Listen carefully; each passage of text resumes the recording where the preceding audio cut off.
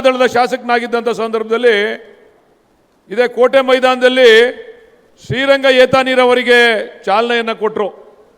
ಅವತ್ತು ಸನ್ಮಾನ್ಯ ಮುಖ್ಯಮಂತ್ರಿಗಳಾದಂಥ ಸಿದ್ದರಾಮಣ್ಣವರು ಕೂಡ ಕಾರ್ಯಕ್ರಮದಲ್ಲಿ ಭಾಗವಹಿಸಿದರು. ಅವತ್ತಿನ ಉಸ್ತುವಾರಿ ಸಚಿವರು, ಅವತ್ತಿನ ವಿದ್ಯುತ್ ಶಕ್ತಿ ಮಂತ್ರಿಗಳಾದಂಥ ಸನ್ಮಾನ್ಯ ಡಿ ಕೆ ಶಿವಕುಮಾರ್ ಸಾಹೇಬರು ಕೂಡ ಕಾರ್ಯಕ್ರಮದಲ್ಲಿದ್ದರು. ಎಂ ಬಿ ಪಾಟೀಲ್ರು ಕೂಡ ಇದ್ದರು.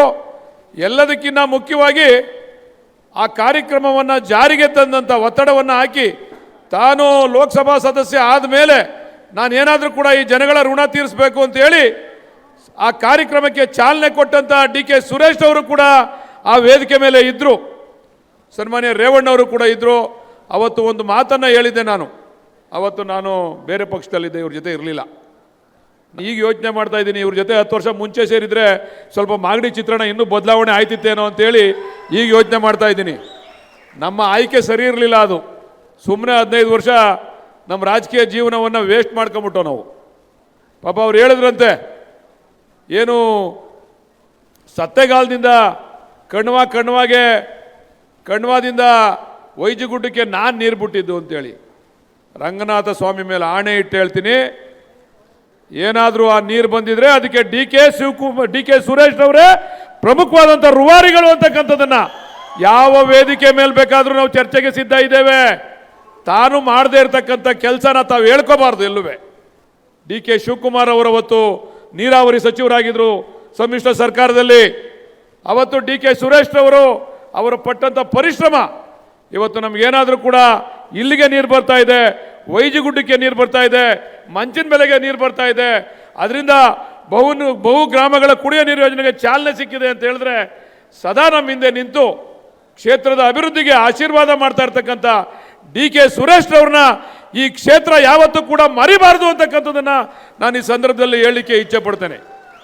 ಇವತ್ತು ಇದೊಂದೇ ಅಲ್ಲ, ಅದು ಶ್ರೀರಂಗ ಒಂದು ಕಡೆ ಪಾಪ ಎಲ್ಲರೂ ಆಡ್ಕೊಂತಿದ್ರು ನೀರು ಬರ್ತದ ಅಂತೇಳಿ.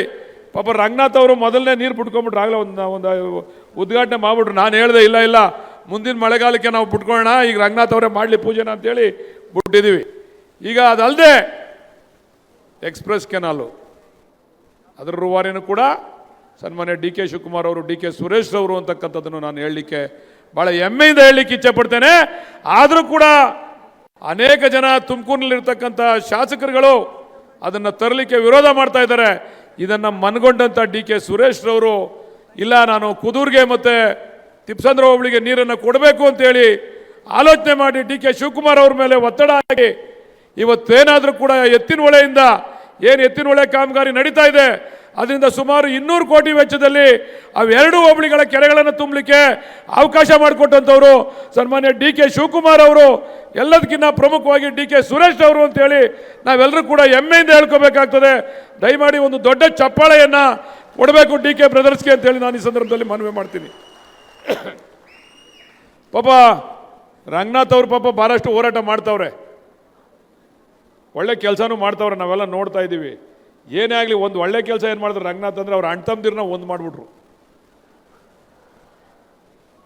ಅವ್ರ ಅಣ್ಣ ತಮ್ಮದಿರು ಏನು ಕಿತ್ತಾಡ್ತಿದ್ರಲ್ಲ, ನಿಮ್ಮ ಅಭಿವೃದ್ಧಿ ನೋಡಿ ಒಂದಾಗ್ಬಿಟ್ರಿ ಇಬ್ರು. ಇನ್ನು ನಾವಿಬ್ರು ಕಿತ್ತಾಡಿದ್ರೆ ಸಂಪೂರ್ಣವಾಗಿ ಮುಳುಗೆ ಹೋಯ್ತೀವಿ, ಇನ್ನು ಈ ಕ್ಷೇತ್ರ ಮರ್ತು ಬಿಡ್ಬೇಕಾಯ್ತದೆ ಅಂತೇಳಿ ಅವರಿಬ್ಬರು ಸೇರಿ ಒಂದು ಮಾಡಿದಂಥ ಕೀರ್ತಿ ಏನಾದ್ರು ಇದ್ರೆ ಯಾರಿಗೂ ಇರಲಿಲ್ಲ. ಆ ಕೀರ್ತಿ ಕಾರ್ಯಕರ್ತರಿಗೂ ಸೇರಿಲ್ಲ, ಆ ಕೀರ್ತಿ ರಂಗನಾಥ್ ಅವ್ರಿಗೆ ಸೇರ್ತದೆ ಅಂತಕ್ಕಂಥದ್ದನ್ನು ಕೂಡ ನಾವು ಈ ಸಂದರ್ಭದಲ್ಲಿ ಪ್ರಾಮಾಣಿಕವಾಗಿ ಹೇಳಬೇಕಾಗ್ತದೆ. ಯಾರು ಒಂದಾದ್ರು ಅಂತ ಗೊತ್ತಲ್ವಾ? ನಾಗರಾಜಯ್ಯ ಬ್ರದರ್ಸ್ ಅಲ್ಲ ಕಣ್ರಿ. ಎಕ್ಸ್ಪ್ರೆಸ್ ಕೆನಾಲ್ಗೆ ಹೋರಾಟ ಮಾಡ್ರಿ ಅಂತಂದ್ರೆ ಅದು ಯಾವುದೋ ಕುದುರೆ ಫಾರಮ್ಗೆ ಹೋರಾಟ ಮಾಡ್ತಾವ್ರಿ. ಕುದುರೆ ಫಾರಮ್ ಬತ್ತೋದೋ ಹೋಯ್ತದೋ ಬಿಡ್ರಿ. ಎಕ್ಸ್ಪ್ರೆಸ್ ಕೆನಾಲ್ ಆಗಲಿಲ್ಲ, ಹೇಮಾವತಿ ನೀರು ನಮಗೆ ಸಲ್ಲಿಸಕ್ಕೆ ಬರಲಿಲ್ಲ. ಇದಕ್ಕೆ JDS ನವ್ರು ಬಿಜೆಪಿ ಹೋರಾಟ ಇಲ್ಲ. ನೀವೆಲ್ಲ ಕೇಳಬೇಕು JDS ನವ್ರನ್ನ, ಬಿಜೆಪಿ ಅವ್ರನ್ನ. ಎಕ್ಸ್ಪ್ರೆಸ್ ಕೆನಾಲ್ ಮಾಡ್ಸಕ್ಕೆ ನಿಮ್ಮ ಕೈಲಿ ಆಗಲ್ವಾ? ಈ ಹೋರಾಟದಲ್ಲಿ ನೀವು ಭಾಗಿಯಾಗಕ್ಕಾಗಲ್ವಾ? ನಮಗೆ ವಿರೋಧ ಮಾಡ್ತಾ ಇದ್ದಂಥವ್ರೆ ಬಿಜೆಪಿ ಅವರು ಮತ್ತು JDS ನವರು. ಆ ಎಕ್ಸ್ಪ್ರೆಸ್ ಕೆನಾಲನ್ನು ಏನು ಸನ್ಮಾನ್ಯ ಡಿ ಕೆ ಬ್ರದರ್ಸ್ ಅವರು ಮಾಡಿಕೊಟ್ಟಿದ್ದಾರೆ, 1,000 ಕೋಟಿ ವೆಚ್ಚದಲ್ಲಿ ಎಲ್ಲೂ ಆತಂಕ ಅಡಚಣೆ ಇಲ್ಲದೆ ನೀರೇನಾದರೂ ಕೂಡ ನಮಗೆ ಕುಡಿಗಳಿಗೆ ಮತ್ತು ನಮಗೆ ಬರ್ತದೆ ಅಂತಂದರೆ ಅದು ಎಕ್ಸ್ಪ್ರೆಸ್ ಕೆನಾಲ್ ಕಾಮಗಾರಿ ಆಗಬೇಕು. ಅದಕ್ಕೆ ಅವರ ಒತ್ತಾಯ ಇಲ್ಲ. ಕುದುರೆ ಫಾರಂ ಮಾಡಬೇಡಿ, ರಂಗೋಲೆ ಬಿಡತಕ್ಕೆ ಹೋಗಬೇಡಿ, ಅದೇನೋ ಗಿಫ್ಟ್ ಕೊಡಬೇಡಿ, ನೀವು 25 ವರ್ಷ 30 ವರ್ಷ ಸಂಪಾದನೆ ಮಾಡ್ಕೊಂಡಿದ್ರೆ ತೆಗೀರಿ ಜೋಬಿಂದ ಕೊಡಿ, ನೀವು ಗಿಫ್ಟಾ ಮಾಡ್ಕೊಂಡಿದ್ದೆಲ್ಲ ಅಚ್ಚುಕಟ್ಟಾಗಿ ಮಡಿಕೊಂಡಿದ್ದೀರಾ. ಈಗ ಪಾಪ ರಂಗನಾಥ್ ಅವರು ಭಾಳ ಬುದ್ಧಿವಂತರು, ನಾವಾದ್ರೆ ರಿಯಾಕ್ಟ್ ಮಾಡಿ ರಂಗನಾಥ್ ಮಾತಾಡೋದೇ ಇಲ್ಲ. ಅವ್ರು ಏನಾರ ಕೂಗಾಡ್ಕೊಳ್ಳಿ, ಸೈಲೆಂಟಾಗಿ ಹೋಯ್ತಾ ಇರ್ತಾರೆ ಮಾಡ್ಕೊಂಡು ಕೆಲಸ ಮಾಡಿಕೊಂಡು.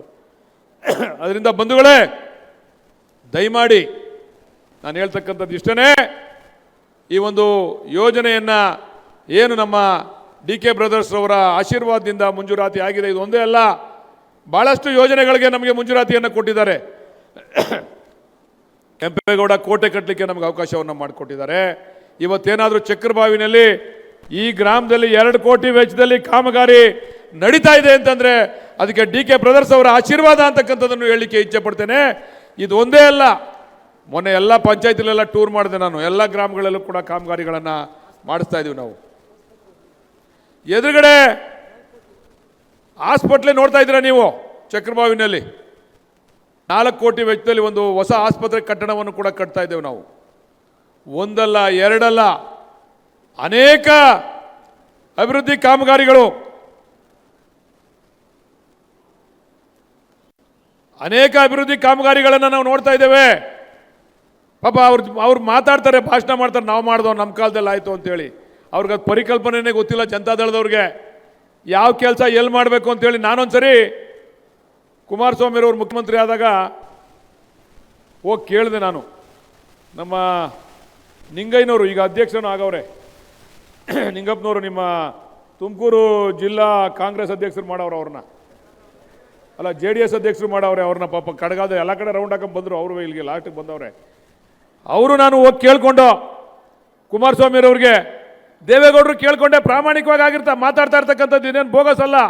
ಎದುರುಗಡೆ ಬಂದರೂ ಇದೇ ಮಾತಾಡ್ತೀನಿ ನಾನು, ಸ್ವಾಮಿ ಹೇಮಾವತಿ ನೀರು ನಮಗೆ ಬರ್ತದೆ, ದಯಮಾಡಿ ನೀವು ಅದಕ್ಕೆ ಅವಕಾಶ ಮಾಡಿಕೊಡ್ಬೇಕು ಅಂತಂದರೆ ಒಬ್ಬ ಅಧಿಕಾರಿನ ಕರೆಸಿದ್ರು. ಆ ಅಧಿಕಾರಿ ಕಾರ್ಯದರ್ಶಿಗಳು, ನೀರಾವರಿ ಇಲಾಖೆ ಕಾರ್ಯದರ್ಶಿಗಳು ಬಂದು ಕೂತ್ಕೊಂಡ್ರು, ನಮ್ಮಿಬ್ಬರು ಮುಂದೆ ಒಂದು ಮೀಟಿಂಗ್ ಮಾಡಿದ್ರು. ಆ ಕಾರ್ಯದರ್ಶಿ ಹೇಳಿದ್ರು, ಇಲ್ಲ ಸ್ವಾಮಿ ಯಾವುದೇ ಕಾರಣಕ್ಕೆ ಹೇಮಾವತಿ ಮಾಗಡಿಗೆ ಬರಲ್ಲ ಅಂದರು. ಕೇಳಿದ್ರೇನಪ್ಪ, ಬರಲ್ವಂತೆ ಮಾಗಡಿಗೆ.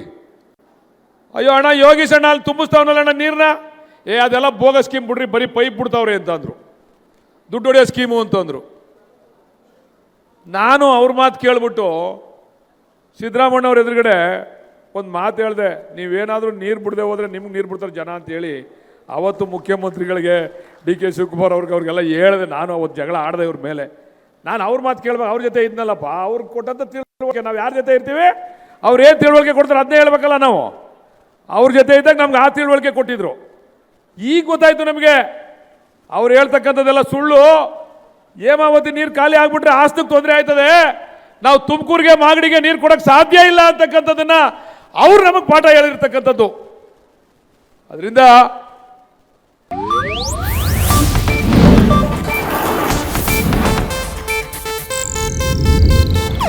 ಇದು ಏಷ್ಯಾನೆಟ್ ನ್ಯೂಸ್ ನೆಟ್ವರ್ಕ್ ಪ್ರಸ್ತುತಿ.